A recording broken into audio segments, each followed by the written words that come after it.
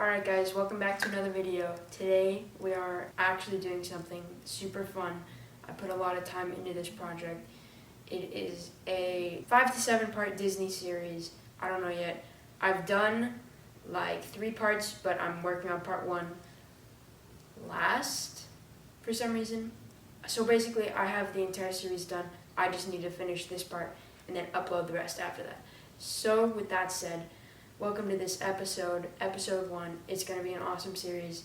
I'm walking through everything that Disney World has to offer, what's coming up in the next 5 to 10 years, and the next few parts of the video are going to be actual video of, I have a friend, he recorded stuff for me on my GoPro while he was in Disney World, so we're using that footage, and yes, that's pretty much it.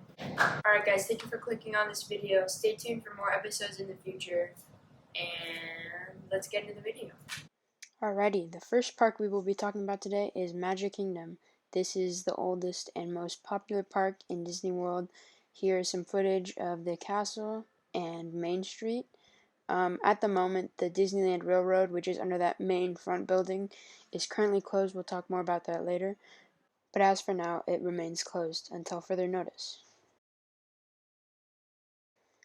Alright, this is the Disney World Magic Kingdom 2020 current map.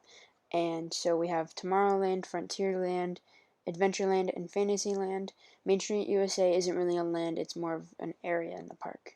And I would say the same for Liberty Square because it doesn't have many attractions, it's more just experiences and restaurants. Alright, as we get into the Tomorrowland rides, we have the Tomorrowland Speedway, kind of an updated Autopia, Space Mountain, the People Mover, classic rides, and then coming maybe 2021 for the 50th anniversary of Magic Kingdom is the Tron ride, and it is a high-speed roller coaster.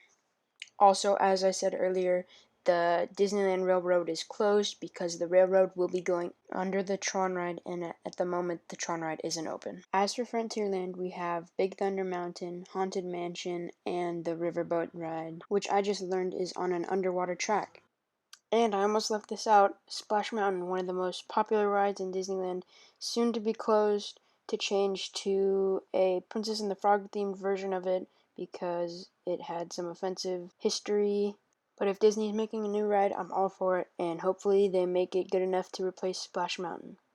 This ride won't be here for another 2 to 3 years, but we will see it in the future, and it will just be somewhat of a reskin of Splash Mountain. It will be coming to both Disneyland and Disney World sometime in the future.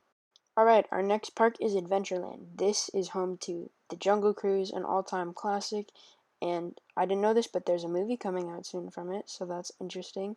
And then an up and down ride called The Magic Carpets of Aladdin. One of our last sections of the park is Fantasyland. This contains some good rides like It's a Small World, which is, as you can see, is a ton smaller in Disney World. Alice in the Teacups ride, and the Seven and the Dwarfs Mine Train, which is somewhat of a roller coaster, somewhat of a dark ride, and is really fun, and most of the time is a short line, so it's always worth the wait. And so that was a quick and simple summary of the Magic Kingdom Park, and now we're off to the second park, which is Hollywood Studios. It's a very new and popular park. It has lands such as Toy Story Land, Star Wars Land, or Galaxy's Edge. It has some new rides such as Mickey and Minnie's Runaway Railway, and very popular classic rides such as Rock and Roller Coaster and the Tower of Terror. So our first land is Galaxy's Edge. This has some amazing new rides such as Smuggler's Run, Rise of the Resistance, a few restaurants slash cantinas, which are like galactic bars pretty much, except they don't serve alcoholic beverages. A few do, but it's all ages allowed in there. They have a few stores, and hopefully soon there is a planned hotel that is Star Wars based coming soon to Disney World. It will be eating, sleeping, and living Star Wars. You'll be interacting with characters and living life as if you're in a Star Wars galaxy. Thank you guys for watching this video. We went over 2 lands, and the next part of the series is going to be Animal Kingdom and Epcot. So that'll be really interesting if you've never seen those 2 parks before. They have really interesting history and a lot more to offer. Like and subscribe down below, and we'll see you in the next video.